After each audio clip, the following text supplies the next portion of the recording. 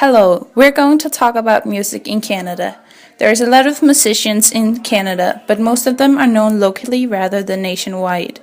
It's very hard for Canadian musicians to break through internationally, but some have managed to do so.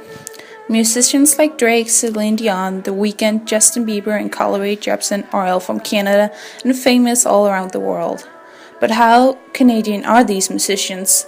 Almost all of them have moved to the United States after their breakthrough to become even more famous. Therefore, a lot of Canadian musicians become American after a while, and it's hard to say what they represent, Canadian culture or American. But why do they move? The main reason is that Canada doesn't have the money to make huge stars, and all of the big record labels are headquartered in the US, which means it's much easier to find a producer there. And it's not only Canadian stars who try to become huge in the US, some Danish bands have tried too. Bands such as Volbeat, Lucas Graham and Mø, to name a few. But what about Canadian music history? I'm going to talk about that now.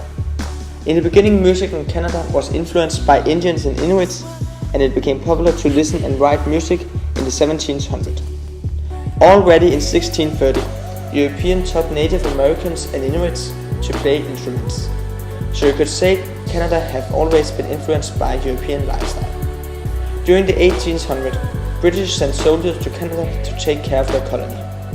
British military bands made British music popular, and the Canadian wanted to join.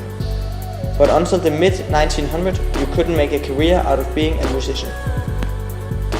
With the invention of the steamship and railways in the mid-1800s, many moved to larger cities in hope of a more glamorous life. The government tried in this period to make music more popular, and many musicians from all over the world came to Canada, and the Canadians got inspired to play themselves.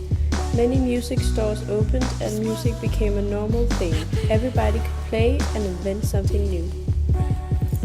Music was introduced as an activity in public schools in the 1930s. After the introduction, music became even more popular and a part of everybody's lives. By the 1990s, the changing fast-paced culture of modern Canada saw an explosion of youthful activity. Today, music is a big part of many Canadian life, just like in many other countries. Most popular artists today are still influenced by the American culture as well as the European, and therefore it's hard to find some truly Canadian music.